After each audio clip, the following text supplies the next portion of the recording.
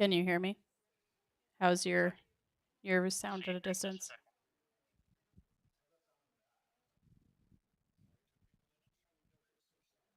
You're good. That's why we're on Snapchat video right now, trying to figure things out. Yeah, can you hear me? I don't know how it's coming through at a distance.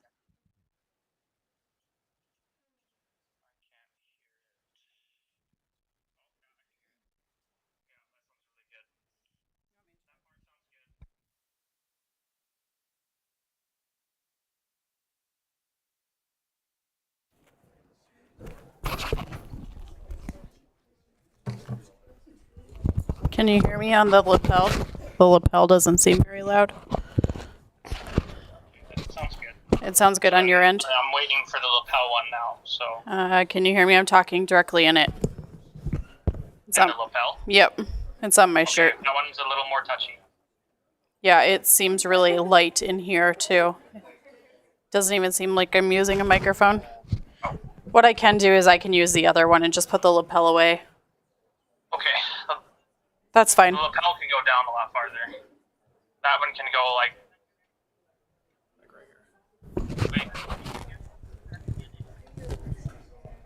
It's really light though. Like you can't hear it even when I'm talking. Yeah, I would be careful with that one. So put it down a little bit low. Can you hear it at all? Because in here you can't hear that I'm using a microphone. I mean, if you want to. You know what? I'm just going to use the handheld. I think it'll be better. You can do that. I mean, I don't see an issue.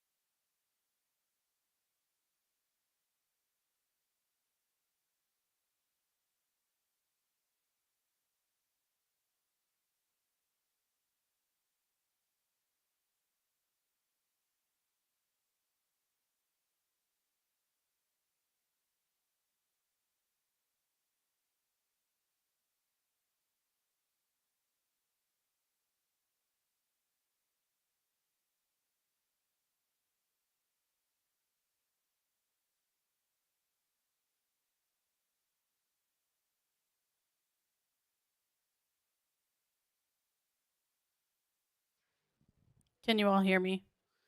All right. Thank you all for coming tonight. We are live streaming on YouTube, so just a heads up. But I do want to thank you all for coming tonight. This is the 6th annual Veteran Symposium that we have done for my intercultural communication classes.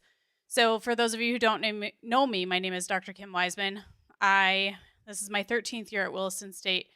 And about 6 years ago, I was approached by the Williams County Veteran Service Officer, who is Grant Carnes, and he said, we need a way to document veteran stories here in the Williston area. Knowing that my husband served in the Navy and I have a good relationship with Grant in that office, I said, hey, let's do this together. We can do it for a class project. So that is why you are all here tonight. You are going to hear some stories from my students. They are going to share stories as far as we have one from Australia and then everything in between here and there. So we will go through a variety of different stories tonight. I do want to not only thank you all for coming, but the Williston State College Foundation did sponsor tonight's dinner. So if anybody is still hungry, there's still plenty in there. Students, that means you can eat too. So there's cookies and things like that. So please help yourself. But we're going to get started. I want to be very respectful of everybody's time. I am not going to introduce each student as they come up. They will introduce themselves, but I will introduce our very first one. And then at the very end, we will have closing remarks from Brendan Delvo. He serves on a few different military committees across the community and is a veteran, and actually I have 2 students talking about him tonight as well. So with that, I'm going to ask Oscar to come up and get us started.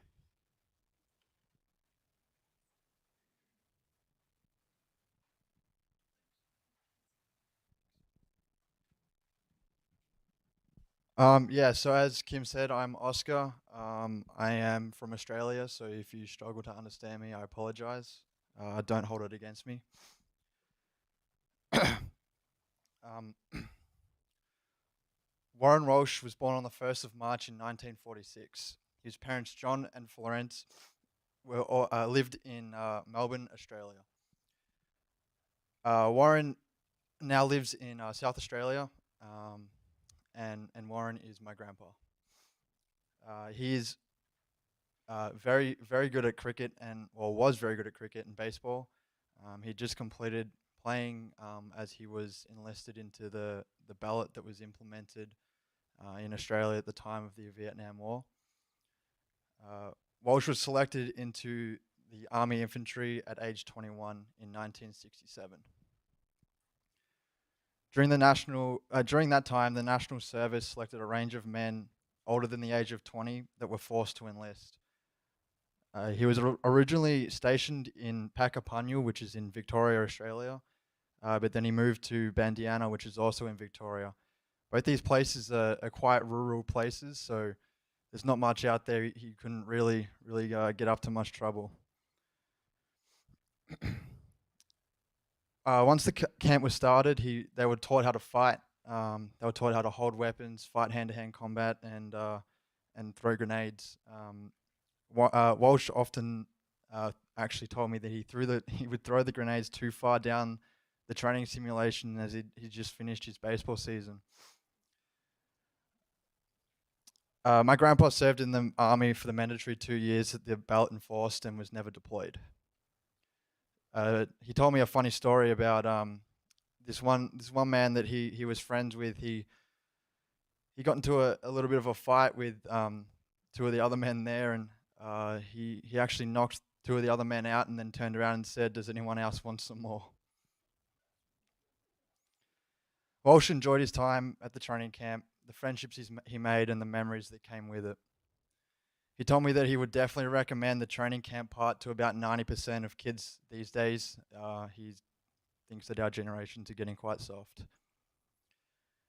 He finished the interview that I had with him by saying, "When you look back at it today, it turned out all right." Walsh is a major role model for me. He's been very successful through owning his own company and being an elite golfer. I strive every day to live and to follow in his footsteps. He worked really hard to create a pathway for the rest of our family to follow.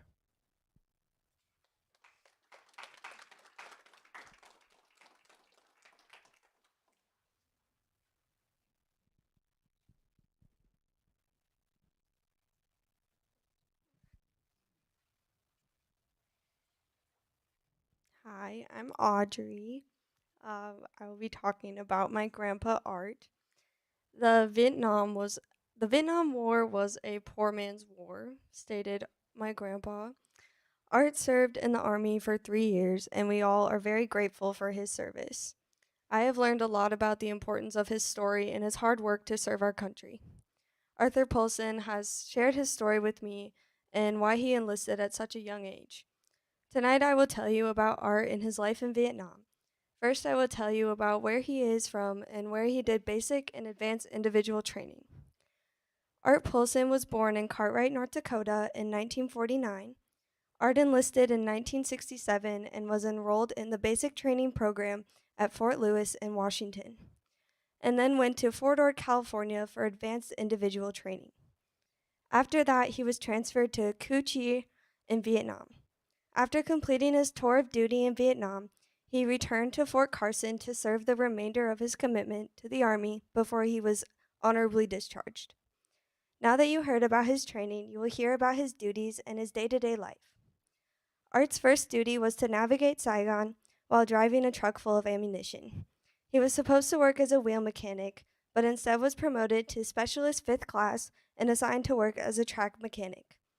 He was a member of the 3rd Squadron's 4th Armed Cavalry of the 25th Infantry Division, stationed at Cu Chi, Vietnam, located northwest of Saigon toward the Cambodian border. In Cu Chi, the weather 6 months out of the year was hot and humid, and the other 6 it rained. They were stationed in the more rural areas where the farms were mostly everything was done by hand. Now that you heard about his life in Vietnam, I will discuss his trip home. He flew out of Ben Hoa Air Base, slept the whole way back, and woke up at the Travis Air Force Base in California. While he was waiting in Billings, he went out and bought a really ugly suit to fly home in. Because at that time, they didn't wear their uniforms home because they didn't want to be noticed as they were leaving. Returning home was not a noticeable adjustment for him, but his mother might have had a different opinion. He was just as happy to be home and alive. At home, he didn't have to deal with the cultural backlash of being involved in the war. Art Polson told me his story, and through it, I gained insight into what his experiences were like while he was living in Cu Chi, Vietnam, as well as the way of life there. He was still a young man when he enlisted, and the decision to serve his nation came very easily to him.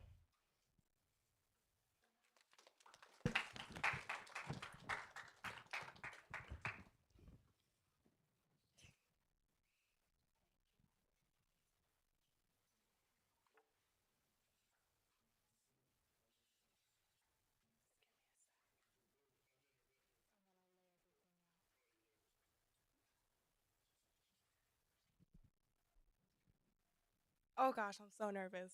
Anyways, my name's Madeline Mesa, and I had the honor to interview a veteran named Tommy Marzano.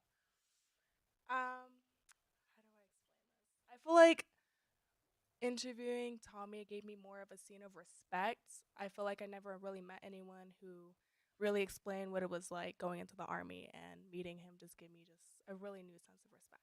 So let's get into it. It's very sad he's not able to be here today, but this was for Tommy. Tommy Marzano joined the Army November 17th, 1980. He served a 4 year term, ending his time of service on December 23rd, 1984. Tommy was 22 years old when he joined, and at the time, his wife, Deborah Lynn, was pregnant with their first child. At the beginning, he described it as scary and nerve wracking. Of course, he had his likes and his dislikes, referring to constantly always being in a controlled setting, and I quote, being underneath the gun. The Army, of course, influenced Tommy in a whole bunch of ways. He learned about self respect, self discipline, responsibility, honor, dignity, and just being a team player, you know. He described as being in the Army, everyone was treated equally. No one was treated above one another. They kind of wanted everyone to be as one. In the Army, he opened up to me about the struggles of trying to keep a marriage and a relationship with his son, knowing the fact that during his 4 year term, he was there the complete time, never went home, so he was gone for the 4 years straight. It was very hard for him to be there for his wife and his child without physically being able to be there. And he ended his time of service on December 23rd due to a medical accident. Coming back to the road world, he said that it was very difficult trying to get used to it since he had been gone for 4 years, and which had resulted in him going to prison. But Tommy today is 60 years old. He works for a company called North Country Oil, and he's kind of known as a person who can do it all. He helps with the hot oilers, the tankers, the swampers, and right now he is working towards getting his CDL at the moment. But from his coworkers that I have talked to, he is a team player and a very hard worker. Talking to Tommy today, he described as coming back from the army, he now somehow hates people with long hair. I don't know why. It was such a random thing. But when I actually had met Tommy for the first time, he wasn't really the person that I had thought in my mind. He had walked in my house and he was wearing white Air Forces and skinny jeans and a bandana. And he was just honestly the coolest person. He worked with me very well, and I'm so grateful that I just had this experience to interview him. He was very outgoing and made this very easy for me. And yeah, that's Tommy Marzano.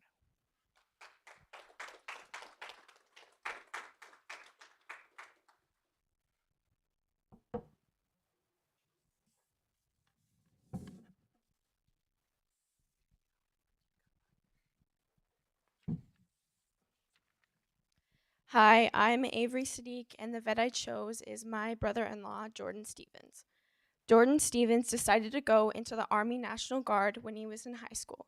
He did not know what he wanted to do in the future, so he thought Army was a good start. He chose this branch because he wanted a civilian life. He wanted to be able to spend time with his friends and family.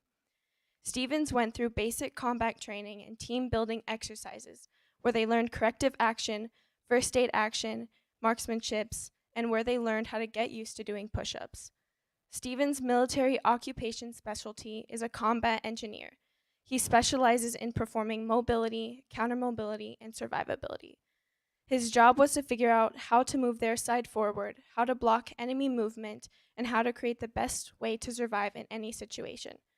While in the Army, one of Stevens' friends from high school was getting married to my sister's friend. At their wedding, Stevens met my sister, Courtney. They hit it off right away and soon became a couple on September 20th, 2017. They had been together for 5 years when he finally popped the question on January 4th, 2022. They then got married 9 months later on September 17th, 2022. Stevens and Courtney are now expecting their first kid together, and he is due in February of 2023. Stevens is excited to finish his service. He set out to serve, and that is exactly what he did. He's going to be proud because he will have fulfilled his contract. Stevens is also going to be relieved since he will not have to leave his family for long periods of time. He will get to see his child grow up without having to worry about when the next time he must leave. Stevens is not a stranger to hard work. He will continue to work hard for everything he has. Stevens' life is going to change once their son is born, but they will be able to handle it. He is going to support his family and be there through all the upcoming events.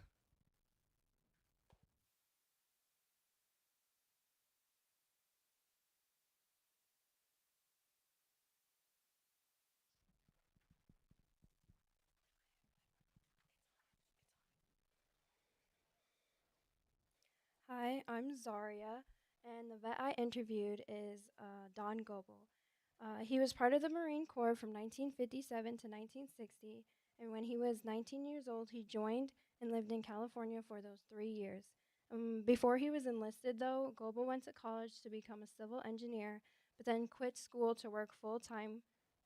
Later, he got a letter in the mail saying that he was being drafted. Goebel decided to join the Marine Corps because he believed that the Marine Corps was the best, so he thought, why not join one of the best? Goebel was never deployed. Instead, he had an office job, and every time he was supposed to leave, his boss kept him in the office. His job was to keep the office clean and to type important documents. It was the 60s, so he used a typewriter and he was able to type 60 words per minute. The document needed to be perfect, so if he made a mistake, he had to start over. However, his first assignment was in food services. Goebel says that the food was fine even though everyone else complained. There were food packages given out that contained dried food and cigarettes and were made to eat on the field. Once again, this was back in the 60s, so for those in the enlistments club, beer was only 50 cents a gallon and everything else was less than $1. Don Goebel left the Marines at age 21 and became a baker. When he was 25 years old, a lady came into the bakery he worked at looking for a job. Her name is Donna. She was 19 years old and not like other women. While other women were quick to get married, she was innocent and wanted to take her time. Not even a year after they met, Don and Donna got married and went on to have 3 kids. Don also went on to run his own bakery and he even decorated his own wedding cake. Nowadays, Don and Donna are retired and now have great grandchildren, and they are headed toward their 58th wedding anniversary.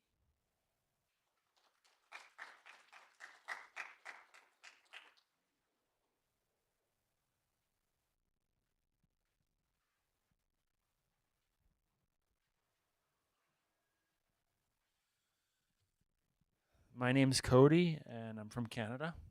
So, being from Canada, joining the military isn't as common.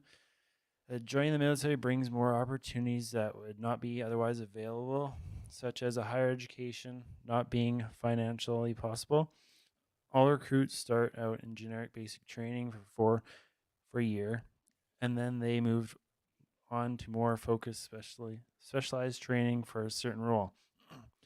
Basic training is an intense experience that breaks you down and builds you back up. It is a great bonding experience. I learned that the days will start long, starting at 5 in the morning and ending around 1600 as 4 p.m. They are very structured days. There's always a task to be completed by the end of the day. Some of those tasks include doing inventory and maintenance of gear, which come from either field exercises or active combat locations. There are also fire team exercises and drill work. I learned that transitioning back to civilian life can be challenging and that there are parts of serving that you miss because you can't find in outside military life.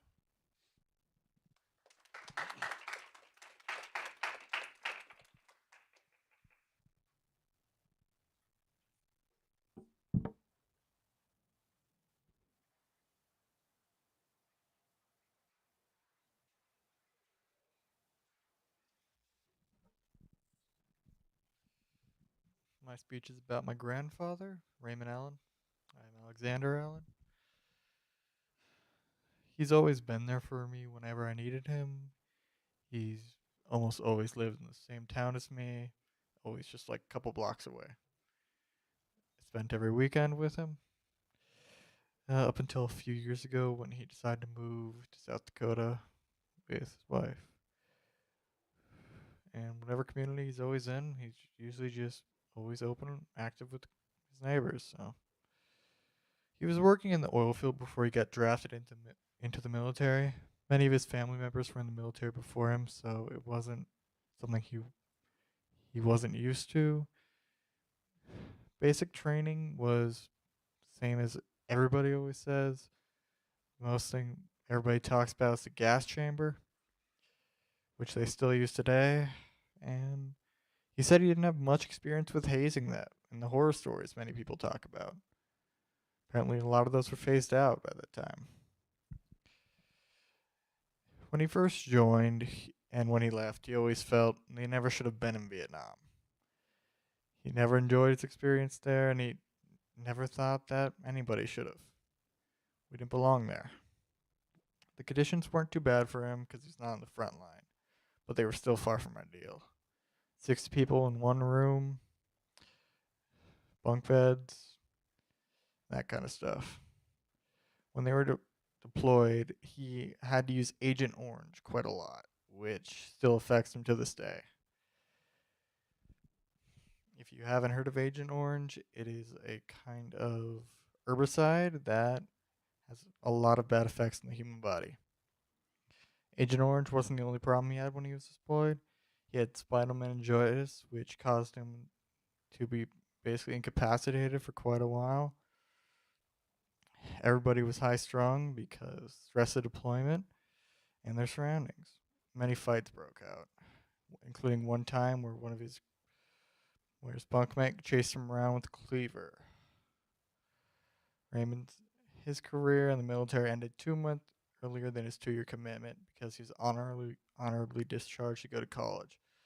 When he returned, he was given just a steak for a meal and not allowed to go out in army clothes because of the massive protests happening outside about the war in Vietnam. He has lived a life as a veteran. He has said just one thing: they don't get paid enough.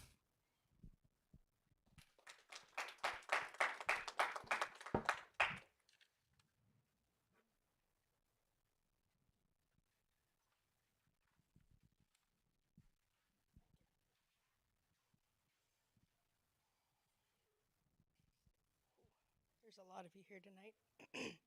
My name's Jennifer, and I'm doing my speech on my best friend, Julie Kirkpatrick. She was not married back then, so her name was Julie Sharp. She was born July 19th, 1970. She was a petty officer, third class in the Navy from January 1st, 1991 to 2003. She was active duty for 5 years. In those 5 years, she had 4 children and attended boot camp in Florida for 12 weeks. After that, she was given the option to work with her recruiters for an additional 2 weeks or take that 2 weeks to go home and visit her family. She chose to work with her recruiters for those 2 weeks. Sharp, while working with her recruiters, was sexually assaulted by both recruiters simultaneously. From that was her first child. The amount of PTSD she has to this day is ridiculous. She filed a grievance back in 2003 and it was pushed to the back burner. 31 years later, in October of 2022, while talking to her counselor, she filed her first victim impact statement. Due to that, she is now living her time in Chicago in an inpatient sexual abuse trauma center, working on PTSD and everything else she's going through. She told me I could tell the good part of her story, though, so we'll go back to that. During active duty, she went to California after boot camp. While with her experience over there, she decided she wanted to be an air traffic controller. She went to school for 3 weeks for that in Tennessee. Then she was brought back to Jacksonville, where she was a gate guard and worked in the control tower. She asked many times if she could go overseas, but she was never granted that privilege. Sharp is now married for 22 years, and her last name's Kirkpatrick. She has 4 children, and she has adopted, I believe, 3 of us now, and has many grandchildren that she spoils rotten. Sharp would love to be here tonight, but due to the situation, she's not able to.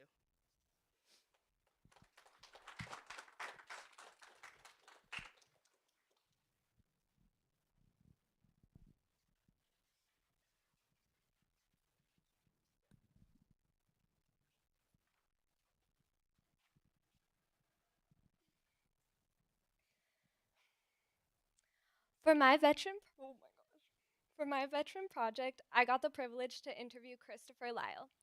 I really didn't know much about the Army and what things were in it, so hearing about something I'm not educated about was interesting. At the age of 18, Christopher Lyle served in active duty for the Army. He served for 4 years, from 2014 to 2018. And his job title was MOS 14G, which is Air Defense Battle Management System Operator. Lyle saw this as an opportunity to get out of the house and to pay for his college, and so he took it. Lyle was stationed to 4 bases during his active duty. During his time serving, he made some great memories and had many different experiences. Lyle's journey started in Fort Jackson, South Carolina, where he had basic training.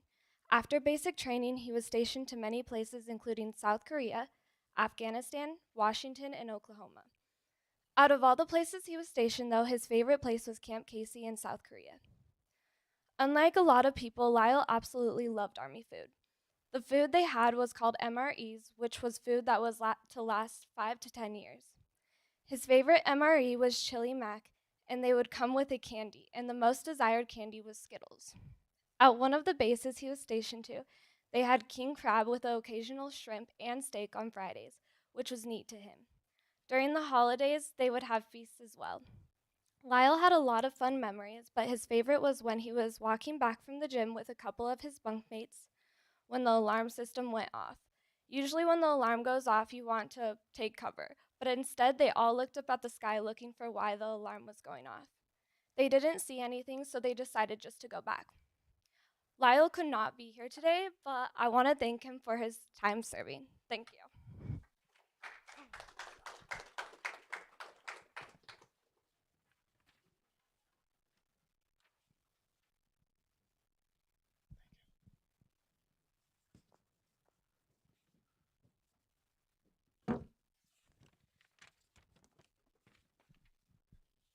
Hello, everyone. My name is Mark Halen Watson, and yeah, a few weeks ago, I had the privilege of interviewing a veteran from the Vietnam War, and I learned a lot about myself. To make things clear, I want to start off by saying I am an African American and Vietnamese. My grandma was from Vietnam, and my grandpa fought in the war. At first, I it started with the interview. I met my vet at his place, and I was nervous about the interview. At first, I asked generic questions like, why did they fight in the war? What made them serve? Why serve? Basic questions. I began to feel less nervous and became comfortable within 10 minutes of asking questions and listening. With that being, I was able to think of good quality, more detailed questions. And then that's when it started.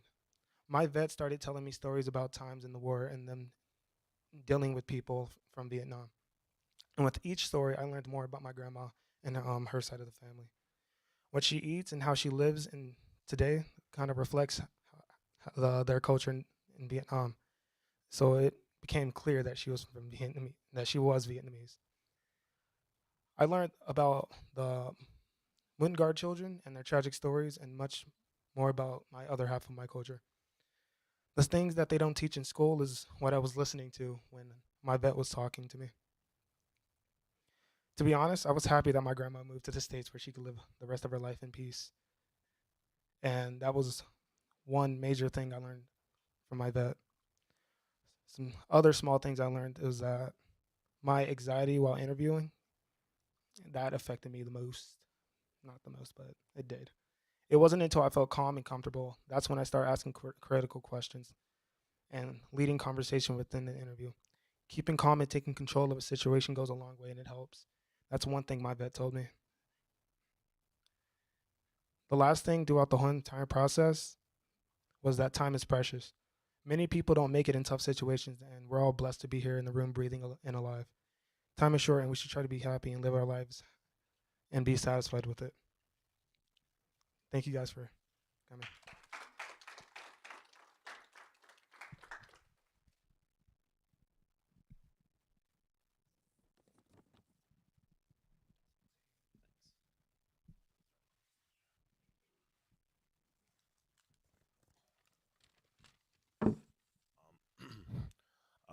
My name is Abby, and this is Seth. Um, we actually have the same veteran for our project, so we decided to do ours together. First off, but I wanted to start by saying that as a British international student that did cadets as a kid, I spent a lot of time around military personnel in England. So the opportunity to interview an American veteran was actually a very enlightening experience for me, as it's very different to British military life in a lot of ways. And as a result, there was a lot to learn from this experience. Um, During this, we're going to be switching a good deal, so apologies in advance. So hi, my name is Seth, and I had the privilege of interviewing Mr. Brandon Delvaux. And Mr. Delvaux is a United States Army veteran who grew up on a farm right here in Williston, North Dakota. Growing up on a farm and with a very strong military background, Brandon felt right at home when he first arrived at his training camp. He was already very familiar with guns and the obedient lifestyle that came along with it. I mentioned before that Mr. Delvaux's family has a very strong military background, and I would like to tell you guys a little bit about that. So his grandfather actually served in the Korean War, his uncle served in World War II, and his bloodline can even be traced back all the way to General Ulysses S. Grant, who led the Union Army to victory during the American Civil War, which I thought was very interesting. And now I'd like to tell you about Brandon's time serving our great country, which started at the very young age of 17. Now, when Brandon was 17 and in high school, the events of 9/11 occurred. Now, when he witnessed this, he was extremely horrified and felt that this was his time and he needed to go and serve. Now, at the age of 17, he was not able to do that on his own and needed permission from his parents. His mother and father and a lot of his friends were not exactly pleased about it. They were more nervous, but they also thought that since he was 17, he was eventually going to do it anyway, and making him wait one more year wouldn't really solve anything. So, with the permission of his parents, he was able to go to military school. Now, throughout his military training, he flew quite under the radar. And in fact, once he had graduated and finished, he shook hands with his drill sergeant, who remarked, "Who the hell are you?" That was one of Brandon's goals during his training. Was he was trying to stay under the radar. He didn't really want to get yelled at. He wanted to do his time and just get through it. And when Mr. Delvaux finally did turn 18 and graduated from high school, he was deployed into Iraq. And this is one of his earliest memories, actually, that he told me, that when his feet hit the ground in Iraq, it became very real for him. It was no longer a place that he just saw on TV, and he was now in the actual war zone. Mr. Delvaux has lots of memories from his service. He was also part of the troop surge, and the troop surge was put in place by our former president, George H.W. Bush, and this act actually sent 20 to about 30,000 troops into Iraq. And rather than being stationed in army camps, they were actually stationed in the cities of Iraq, so they lived with Iraqi soldiers and civilians. And this had a great effect on the war, and it helped maintain crime that was going along on the streets. And while he was stationed there in an Iraqi house, he actually met a few Iraqi soldiers, and one of them actually had their face blown off by a car bomb. And when Mr. Delvaux asked about it, the soldier actually just laughed, to which he found pretty surprising. He just laughed about it as if it was another day for him. When Mr. Delvaux was deployed in Iraq, he was working in explosive ordnance, which meant whenever they captured enemy munitions, it was his job to, well, blow them up. He was deployed for a second time in 2008, in which he was deployed with the infantry, and he did a lot of recon, which was mainly work at night, developing paths and finding places that were safe and routes for them to go to. So Mr. Delvaux eventually returned home after his years of service and took a marketing job here at Williston State College. He truly enjoyed his time serving his country and sometimes even wishes that he could go back and continue to serve our country. So I'd like to say thank you, Brandon. Thank you to you, to your family, and the rest of the United States military veterans who volunteer their own lives to protect ours.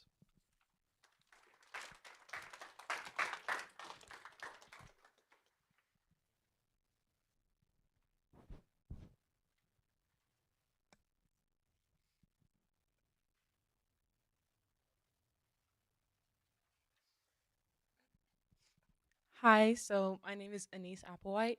So, unfortunately, I'm not able to disclose any information about my veteran, but I still had a great time meeting him and being able to interview him. So, the majority of the world spend their time preparing to be interviewed, not having to give one. I was honored to have the opportunity in order to interview my veteran. When only being presented with information about our military through movies, it was extremely eye-opening hearing his story. He was able to tell the story as if I was there and made it extremely engaging. When a person talks about something they love, you can see the excitement in their face or the way they express their words. He had every aspect of that. His growth in the military was able to change him and help him grow. When listening to him, I was able to learn so much. Nothing an action movie can ever tell me. It was real firsthand experience. To have enough detail to be able to play it out in your mind and see it in full color, to picture the training, new places, and new people you could never forget. I couldn't get enough, and it's so hard to stop a story you never want to end. It was also a privilege to have him be there, to have him really be there and be personal with me. Telling stories that revolve around combat is never easy, and I appreciated how much he shared with me. Now, not everyone gets to say they served their country and had an impact on its outcome. He did. He pushed himself to be the very best version of himself, and that's why I was truly honored to meet him and have him tell me his story. Thank you.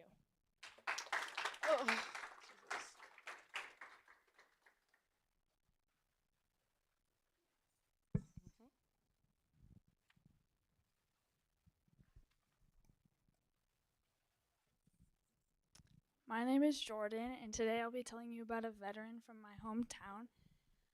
Mark Wandel is a pillar of the Huntley Project community. He's one of the most humble, talented, caring people you will ever meet. I don't know anybody who loves this country more than Mark does. He served in the military for 20 years and loved everything about it, knowing he was helping others and doing good for his country. Mark is now married and has 2 amazing daughters. I am lucky enough to have grown up with these great people as my neighbors, as a school superintendent, and now as family friends.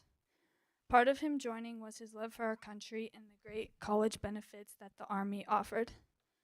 The main driving force was being able to get his college paid for. Mark joined and then ended up spending 20 years in the Guard with some deployment in there as well. Within his time spent serving, he got to travel a lot to some pretty cool places like Italy, Korea, and South Korea. Mark served from 1989 to 2009 in North Dakota National Guard. He also served in Iraq from 2003 to 2005. Mark moved to Warden, Montana in 1999 with his family and retired from the Army 10 years later. He would travel back and forth once or twice a month to Dickinson for drill or just to be back with who he considered his guys. He loved the Dickinson people and community and considers it a second home. His wife was also very supportive with everything he did.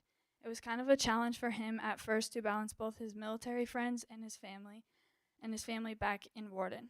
He went to a few ceremonies while being enlisted, such as a retirement and deployment ceremonies. He also received a couple of awards. Over 20 years, they have to give you medals. He received a few, such as the Meritorious Service Medal, Trailblazer, one from Basics, NCO of the Year in 1996, and the best one, he said, would be the picture that he has in his house currently that his soldiers gave him on his retirement. He has endless memories from serving with the team he was on. He loved the letters to the soldiers in Iraq, and he even got to do an interview with the Billings Gazette. Thank you.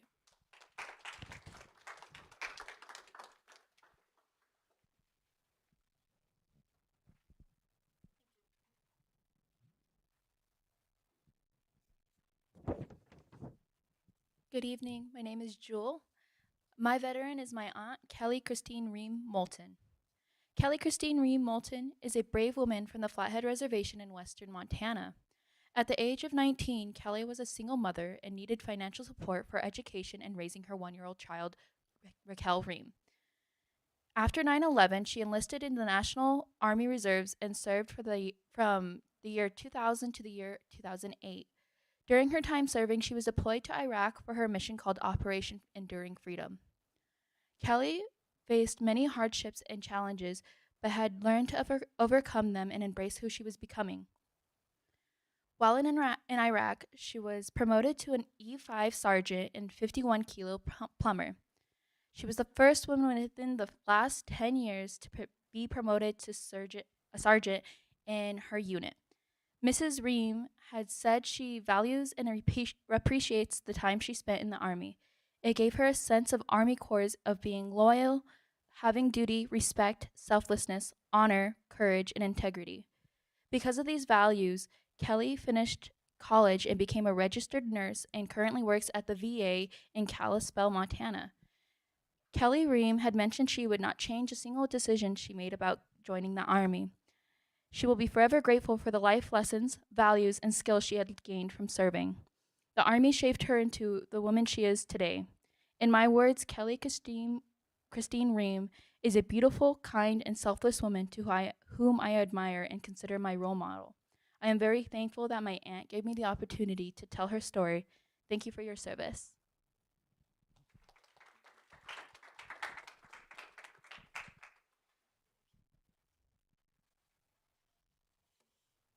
Hi, my name is Tori. Although I cannot say much about my veteran's experience, I did enjoy talking to him. As a sniper in the Marine Special Operations Unit, he was probably the most interesting person I had ever talked to. We had many hours of conversation. For the most part, he seems to have a good time. Maybe he only likes remembering the good parts, though. sometimes we forget to do that. I learned a lot while talking to him. I learned that wars are not what we imagine they are all the time. Wars have much more to them than constant gunfights. There are many tragedies, and one of them is the involvement of children in terrorism. There are good people, though, as well, people who are willing to help the military out. I learned that there is some good in everything. Sometimes it is just hard to see it. I enjoyed talking to him mostly because he seemed so happy to talk about his experience most of the time. He thought of the good in the bad, and that is something that I personally need to learn to do better myself. Life is not good all the time, and that is okay. What matters is what we learn from the experiences that we go through. I also learned how to listen a little bit better. Listening is not something that everyone knows how to do. Sometimes it is difficult to listen to what someone else is saying. It is easy to miss things when they talk to you for a long period of time. I am grateful that I got to listen to all the amazing stories that my veteran had to offer. There are many sacrifices made out in the field that people may not realize happen. These are much more than the loss of lives. The emotional and physical implications of war and service are more severe than most people can imagine. For all those that have played a part in serving us and our nation, I thank you.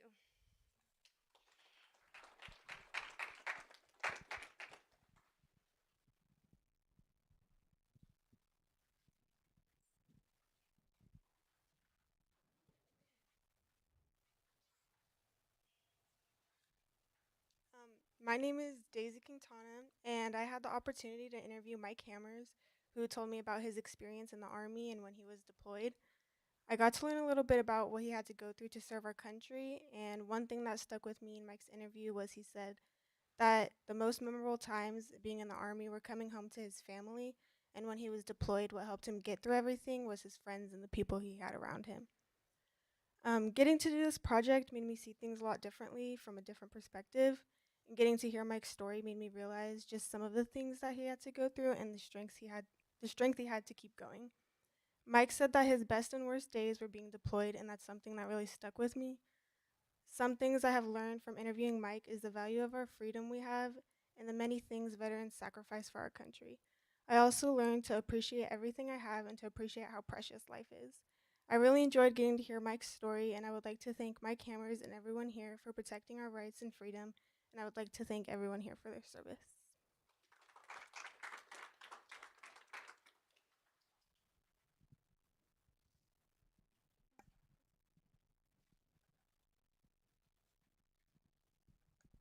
Hi, I'm Kiara Bergstrom, and today I'll be talking to you about Michael Wyrock. He served almost 21 years in the Navy and specialized in submarines. He was the first person I thought of when we first started this project. He's an amazing storyteller, so I hope to tell his story as well as he did to me. Michael Wyrock was born on October 5, 1950. After graduating high school in 1968, he attended college in Wahpeton, North Dakota for diesel maintenance. He spoke with the Navy recruiter on career day in 1970, and by June he enlisted in delayed entry and the reserves for the Navy. He went to boot camp in San Diego and attended Engineman A School and Sub School. In September 1971, he went to SS 567 Gudgeon as an Engineman Fireman E3 designated. He said it was a very interesting his first time at sea. The boat had an issue where every time he did an emergency blow, which dumped 3,000 pounds of air directly into the ballast tank to get the water out, the boat would come up and roll. When they did an emergency blow, it rolled up to about 200 feet. He said at the time he was thinking, this is what it's all about. In September of 1979, he was ordered at LHA 5 Peleliu, and in 1980 he took the Chief's test. He went to Pascagoula, Mississippi, where the ship was being built and commissioned, and he found out he made the list for Chief. There was a commission to move Myron 5 from Long Beach and take them up to Seattle, Washington. They were ready to underway when the main control said after diesel wouldn't start. As he was heading back, he ran into his chief when he was told he got selected for E7 Petty Officer. While on Peleliu, he said that's where he realized the only real place for him in the Navy was submarines. From March 1981 to September 1985, he was on Barbell SS 580. While on Barbell, he was made senior chief and deployed to Westpac twice, went to 2 shipyards, and had an emergency docking in the Philippines. From Barbell, he went to SSN 702 Phoenix. In 1989, he was made Master Chief. On August 31st of 1991, he retired and came back home to North Dakota. Michael is 72 years old today and resides in Ray, North Dakota, where he is still actively involved with the community. Thank you for your 21 years of service to this country. I loved hearing his story, and I'm thankful I've had the opportunity of sharing it with others.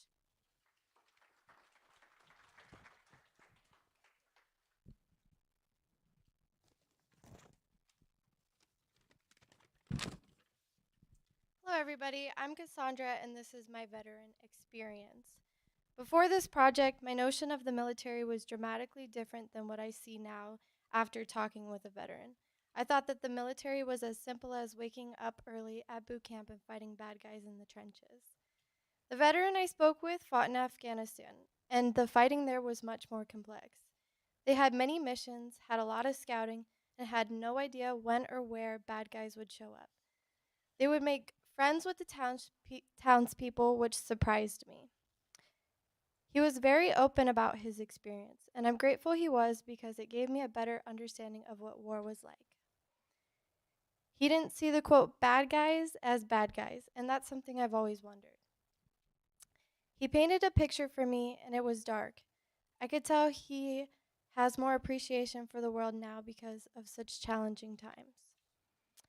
It seems times have changed in the military since my grandpa fought in Vietnam. The technology they use now is much more advanced, and missions sometimes seem impossible. Speaking with a veteran about his experience was not as easy as I thought it would be. I felt there was a speech barrier, but for the most part, I had to use context clues to understand what was going on. The lingo he was using would trip me up, but I learned all military branches speak in some type of code. I'm grateful I got to listen to his experience, and it was a fun interview, and I definitely feel I got something from his stories. Thank you.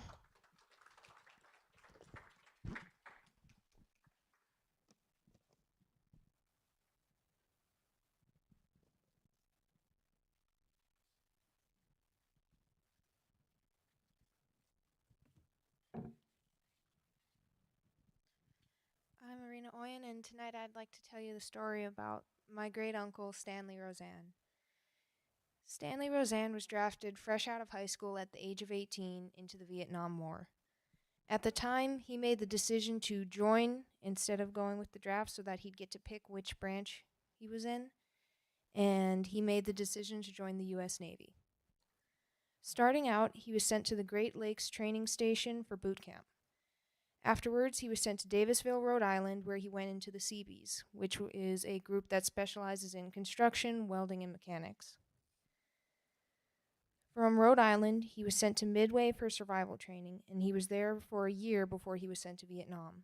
He turned 21 in Vietnam, arriving there in December of 1968 and getting home in December of 1969.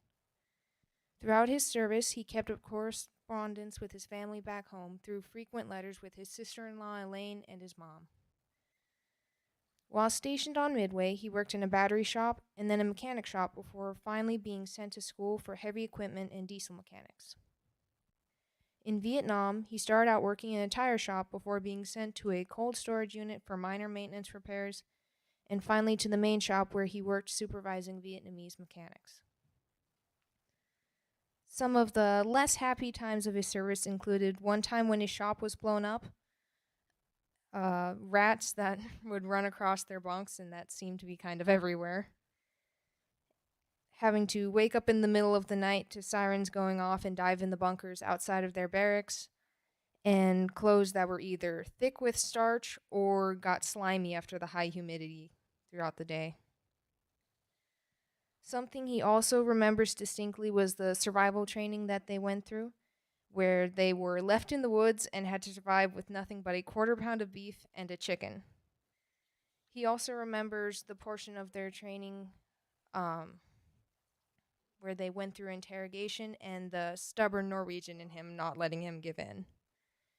After being released from the service, he worked for a tenderloin feedlot before doing a correspondence truck driving course and going to Indianapolis for the driving portion. Upon returning back home, he realized he did not want to be a truck driver and went to work on his brother Dale's farm before he bought his welding business in Sidney, Montana 51 years ago.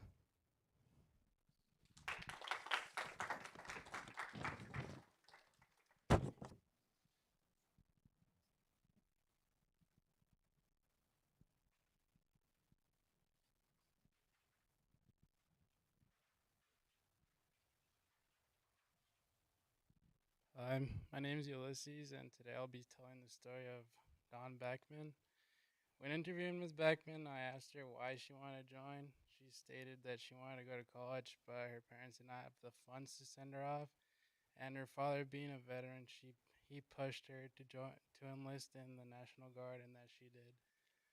When she got deployed, she said that her living was not the best. It was in the middle of the desert, and it was just a bunch of tents. So it would get very hot during the day and very cold during the night. She said she didn't realize how real war was up until she saw a missile fly so close to her that it rattled the windows in the building she was.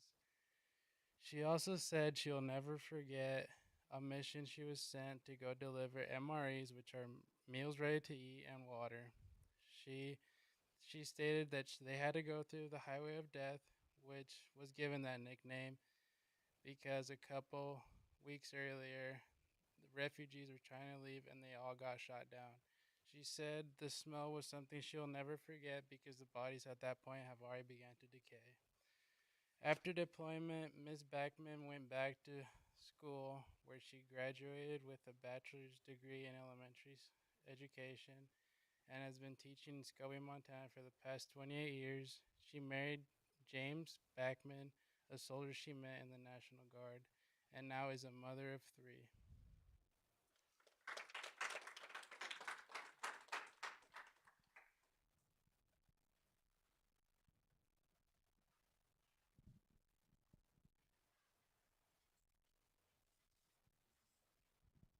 Hi, my name is Katie Priscala, and the veteran that I interviewed is Eric Watson.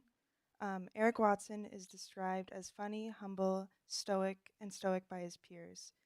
His rank is Sergeant First Class in the Minnesota National Guard. He served in the Minnesota National Guard, including 2 tours in Iraq for 20 years. His title is Platoon Sergeant or Tank Commander. Eric Watson originally wanted to join the service because after 9/11 happened and he was really moved by that. He originally wanted to join the Navy because Minnesota has a lot of lakes, so he was used to being on the water. But he says, since our country was at war in the desert, I didn't want to be on the water. I wanted to have my boots on the ground. He then went to Fort Knox for boot camp. Eric Watson did 2 tours in Iraq, and the first one was in 2004 and 2005, and the second was in 2010. He spent time guarding checkpoints and going on convoys. Eric said a big part of what impacted him from the service is his experiences with IEDs. On his first one, he was on his way to repair water pumps for a local village, and the blast went up and away from the truck. It was buried in an irrigation ditch, and they got really lucky with how it was buried. He remembers a lot of smoke and other people screaming because they thought he was dead. He says his ears rang for a week. The next IED he lived through was a remote control IED. Just the blasting cap went off and the round did not detonate. They knew the guy was nearby, and he said that's what made him the most angry. They couldn't go after him because their mission was to protect the people they were escorting. They had to just drive off. Eric says he would not deploy again because he now has children, but misses being deployed. Eric works at Camp Ripley in Minnesota, training younger tankers. The last question I asked Eric was his thoughts on war, and he says, war is a necessary evil. When you're there, it's about the guys you're serving with. I do not think the U.S. should necessarily be out there policing the world, but there are threats to our country, and we need to go out there and defend ourselves. I would like to thank him and everyone here for your service.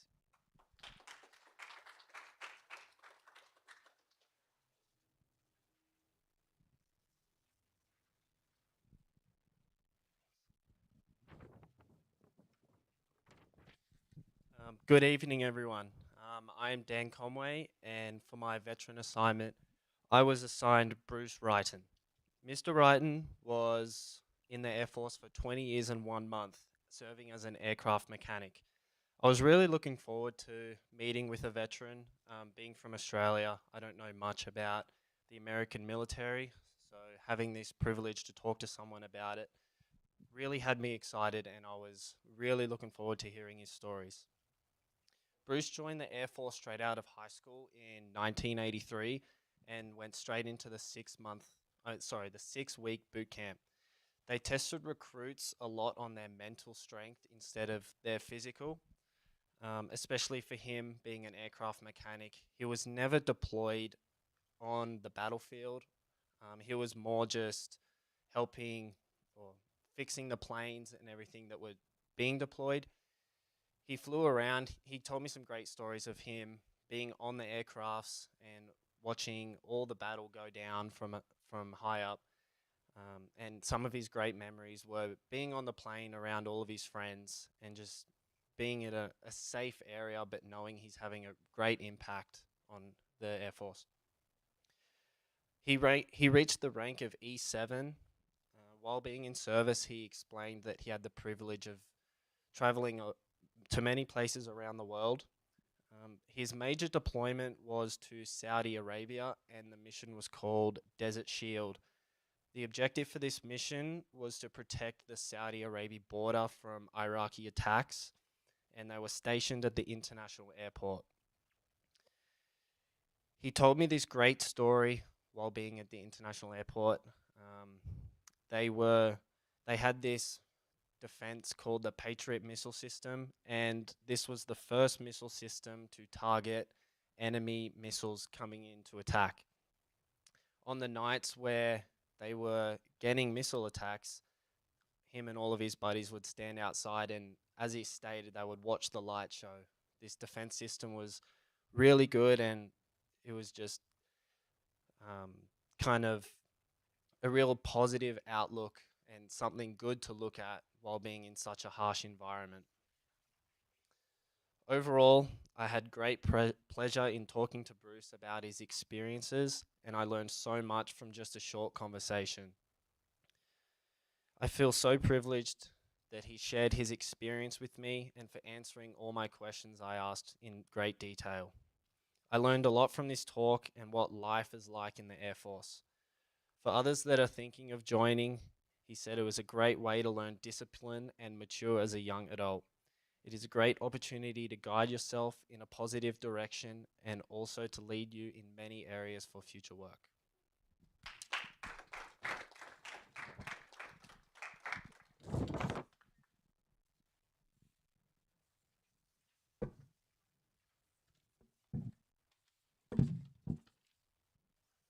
Hello all, my name is Titus, and recently I had the opportunity to interview a veteran who I personally have known for about a little over a year. And I think I've learned a lot from talking to them. In my opinion, there's more that we can learn from our veterans than most of us think. After all, it is because of these veterans that we are here today, and we can enjoy the privilege of being here today thanks to these veterans who have taken the greatest of risks and the noblest of sacrifices. From these veterans, we can learn values like valor and determination and courage. And I think we should all aspire to be more like them. And in my experience with many of my peers and people around my age, a lot of Americans feel like they don't have a lot of purpose. And while the military obviously isn't for everyone, a lot of veterans that I've met a lot of veterans that I've met have taught me a lot about a sense of purpose. And those who have told me that before they enlisted, they never felt like they had a lot of purpose. But once they had enlisted, they felt meaning. It's also another very important thing that veterans have taught me is a sense of community. The military ethos, no man left behind, rings true for many things other than the military. But most media that uses this phrase uses it with little care for its origin.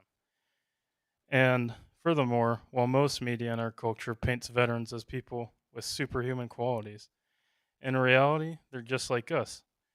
They have friends they watch football with, they have families they care for, and really the only difference is the walk of life they took. And because of their walk of life, they have very strong senses of community. There's no stronger bond than those between veteran and friends. I've heard countless stories from vets about funny things that happened, like when a soldier snuck crackers from the chow hall into the barracks, and his commanding officer made everyone empty their pockets, and he noticed something in one of the private's pockets, and he said, "Private, what's that in your pocket?" And he tried to grab it out of his pocket, and the private responded, "That's my nipple, sir." Another thing vets can teach us is to get results and follow through, even when things seem difficult or even impossible. Persistence is critical during an uphill battle, and getting results is vital to being happy with yourself. You can't always be a pushover, or you'll be miserable, even if it is scary to try and tip the scales. Without fear, there cannot be courage. And one final thing that I think veterans can teach us is to know what's important. For those who serve, a moment of hesitation could mean the difference between life and death. And there's only so many hours in a day for the layman. So we have to have our priorities straight. We can't be spending our time on things or people that don't matter. I've learned this personally. For the greatest loss is time wasted.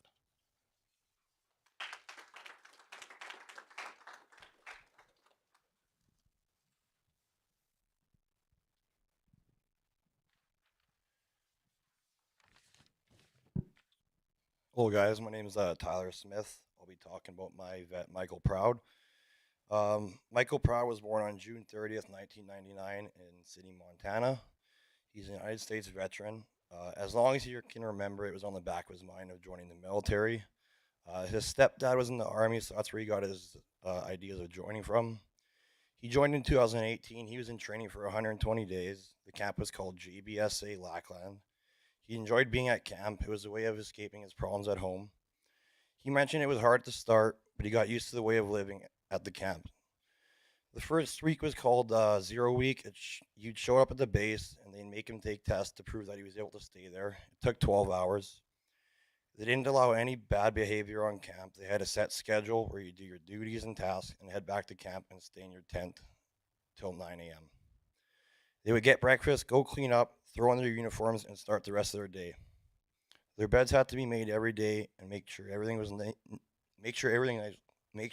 nice and neat. They all had to have their heads shaved the first week they got to camp. He mentioned it made him feel like more of a man being at camp because he was on his own. The first week was training. They mostly did running, climbing, and crawling. Michael was unfortunately sent home due to medical issues, which really upset him because he couldn't finish what he started overall. It was a great experience for him. He said if he could do it all over again, he would. He wouldn't change a thing, and he's grateful for his experience.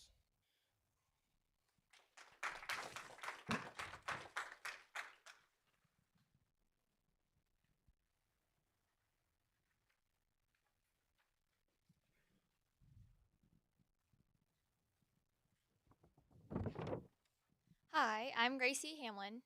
Larry Hamlin is my veteran's name. While he may be my veteran, he's also my grandfather. I learned a lot of things from this project that I had no idea about.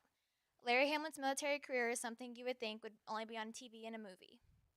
He went from being a parts manager at a hometown repair shop to working for the governor's task force.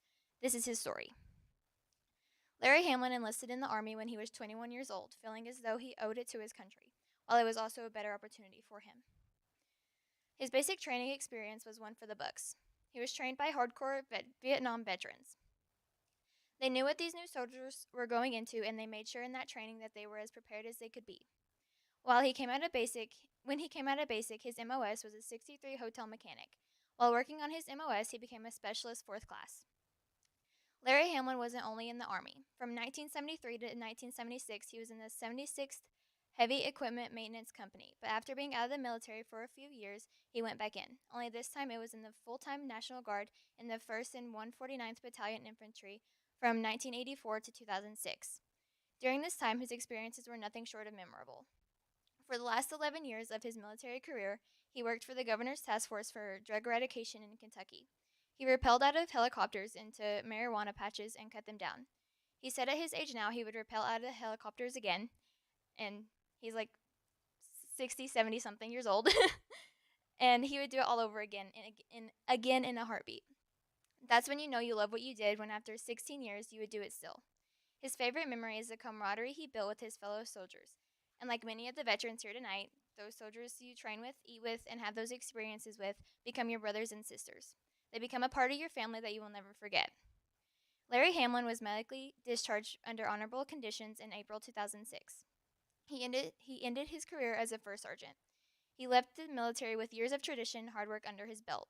He said something in the interview that really spoke to me. It was, "The military is what you make of it. It will be a good career if you make it one." In ending, I would like to say a thank you to the men and women who have served and are currently serving our country. With that, that is my veteran Larry Hamlin's story. Thank you.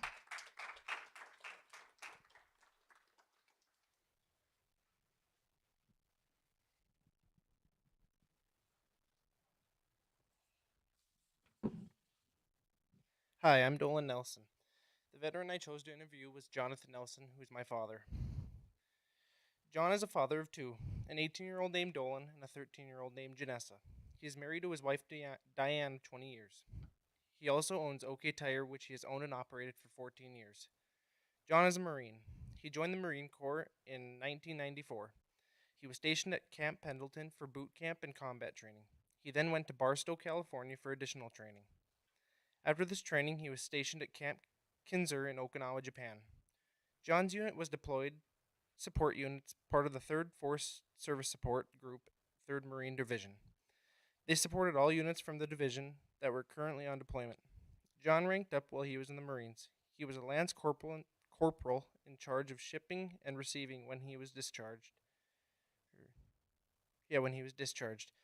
He joined the Marine Corps due to a couple of reasons. John said he had always been patriotic. He was a 4th-generation service member. He wanted to travel the world and needed money for college, and the military in his mind seemed like a good place to start. He told me that the military did a lot for him. It strengthened his sense of duty, gave him leadership skills, taught him responsibility that helped him accomplish projects. Traveling to different countries gave him the opportunity to see how people lived in areas and gave him new perspective on how people in our country take a lot for granted and do not understand how good they have it here. He told me he enjoyed the military. He says that joining the Marine Corps was the best decision in his young life because it led him to so much in life.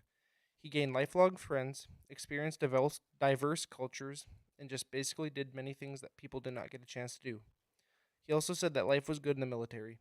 He said in his own words, "I was young and full of piss and vinegar. I worked hard and played hard. I was in the prime of my life and felt I could accomplish anything." He said that some of his best memories were touring battlefields from World War II, exploring caves, driving Humvees on the beach, camping on the beaches, cliff diving, and drinking lots of beer, and enjoying the many friendships with people from all over the country. John's military career ended in 1997 due to a forklift accident that crushed his foot and broke or dislocated most of the bones in his foot. Once his foot healed, the Marine Corps discharged him. He felt his duty to his country was not fulfilled. He did try to get in the U.S. Army, in which he passed the Army physical, but the Marine Corps classified him as 4F, which means unfit for any military service due to his injury. So after that, he returned home. He said he did not have any issues transitioning back into the normal life as the Marines offered. They offered transition classes that helped a Marine transition back into civilian life. He told me that he found a job right away and started college. I learned a lot from him. I learned that something may not be perfect for one person, and it might fit another. I learned that the military is not just a job, it is a family. I also learned that something that he went into for patriotism and an education fund turned into something that he says was one of the biggest things to shape his life, and one of the things he does not regret at all.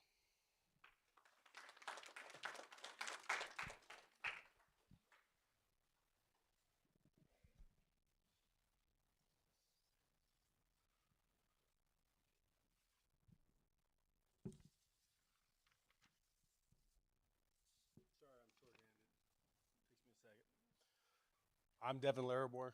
Obviously, I'm the only amputee on campus. Probably most people know. For this project, I got to interview a friend of mine. His name is Jake Sonsel. We met at FMC shortly after he got out of the Marines in 2011. He was doing a base manager program for FMC, and we actually ended up at the same base in Vernal, Utah, which some people call the armpit of Utah because there's really nothing there. He's currently 43 years old. He's married with 3 kids, and he lives in Texas. He met his wife 2 years into flight school when they started dating. They eventually got married in 2005. He currently works as a consultant for the oil field, adjusting people's companies to make them more profitable, finding their shortcomings. Once he graduated from officer school, once he's graduated from officer cadet school, which is not the typical boot camp for Marines, he was a pilot/trainer for the Marines, which he got to fly the TH-34C, which he described the Corvette with wings. Fast, really, I guess, fun to fly and do all the acrobatic stuff that he could do. While stationed in Iraq, he got to fly the CH-53 heavy cargo helicopter, which could carry up to 48,000 pounds. He described that as kind of like the Uber XL of today, and possibly even DoorDash when he's delivering supplies. One of the emotional memories that he was willing to share is he had 2 friends that crashed a plane in the Gulf of Mexico off the coast of Corpus Christi. Jake was tasked to find the flight crew of the plane. He ended up chartering a bird-watching boat to find friends because the beaches were inaccessible during the summers of that time of year. You couldn't get to them by land. You had to get to them by water. He ended up finding both of them. One of them was still tethered to the plane under about 30 foot of water, and the other one was on the beach.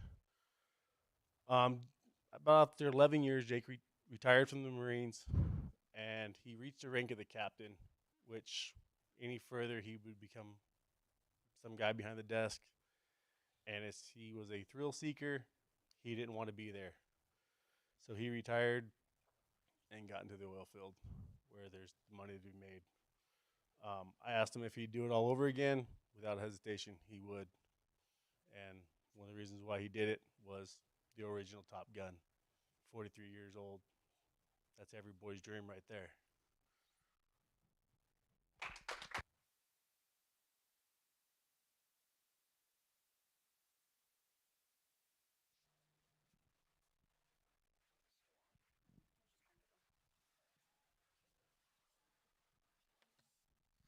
Hey everyone, I'm Brandon Delvo. I'm the marketing director here at Williston State College, and also a veteran. You heard the dynamic duo over there give a brief narrative of some of my history. So kind of just to end the night, I just kind of wanted to leave on a few notes here. So as Kim said at the beginning of this presentation, this started about 6 years ago. And I take it when you started that, you probably had a couple World War II stories. If you noticed any common themes tonight from all the veteran stories, you didn't hear any World War II stories. You didn't hear any Korea stories. According to the National World War II Museum, I just looked up some numbers here briefly at the beginning of the program. Out of 16 million who served in World War II, there's only really about right under 170,000 left today. I mean, we all know that generation is dying off really, really fast. Korea veterans, so those that served between about 1950 and 1955 is what the VA is stating. By 2030, that will also fall between 200,000. Some of our two biggest, largest contingents, which was pretty common tonight, is obviously Vietnam and global war on terrorism, or Gulf War, Iraq, Afghanistan, and so forth.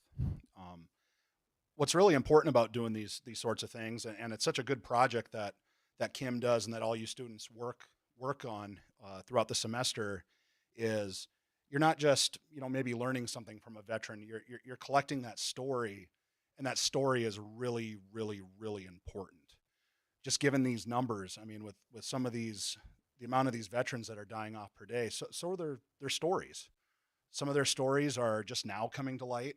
You might be seeing some maybe in movies, books, so forth, where some of these veterans just didn't talk about it. Some of that generation from World War II, they liberated Europe, they liberated the islands across the Pacific, and they just went home. They just went back to the tractor. Some of them, I mean, probably the two best combat narratives: A Helmet for My Pillow by Robert Leckie, and With the Old Breed by Eugene Sledge. I mean, Robert Leckie just went back to being a reporter, and Eugene Sledge, he went back to school and became a really, really well-known faculty member in the sciences department, I believe, at the University of Alabama. Nobody knew about his story until many years later. So I just ask that, keep this going, tell this to the next class and the class after that, and really some other ways that I can challenge each and every one of you as a Legionnaire myself, a member of the DAV, VFW, and president of the Military Affairs Committee in town. You don't have to be a veteran to get involved with veterans issues. Go talk to Grant over at the Veterans Service Office. There's always something going on with veterans. There's a veterans program.